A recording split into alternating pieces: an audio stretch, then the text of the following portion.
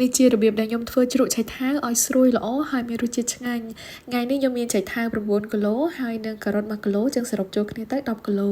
យើងយកវាមកឈូសបែបហ្នឹងមកបងប្អូនហើយយើងត្រូវលាយវាចូលគ្នាឲ្យសព្វបន្ទាប់មកយើងដាក់អំបិលប្រហែលជា2ក្តាប់ដៃពេញច្បល់ចូលគ្នារហូតទាល់តែឆៃថាវរបស់យើងទន់ល្អយើងច្បល់មកស្ទុះទៅឆៃថាវយើងចេញទឹកហើយបន្ទាប់មកយើងយកវាទៅលាងឲ្យស្អាតទុកឲ្យស្រស់ទឹកល្អមែនតើឥឡូវយើងងាកមកលាយគ្រឿងសម្រាប់ធ្វើជ្រក់ដោយសារឆៃថាវខ្ញុំច្រើនចឹងខ្ញុំដាក់ទឹកត្រី2ខាំទឹកខ្មេះ4ខាំ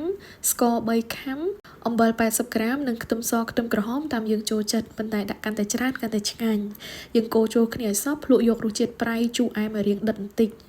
ហើយបងប្អូនដែលធ្វើត្រឹមឆៃថាវ1គីឡូអីអាចមើលគ្រឿងផ្សំនៅខាងក្រោមនឹងបានខ្ញុំសរសេរនៅនឹងដែរនេះជាការ៉ុតនិងឆៃថាវដែលខ្ញុំបានលាងទឹករួចហើយទុកឲ្យស្រស់ទឹកល្អ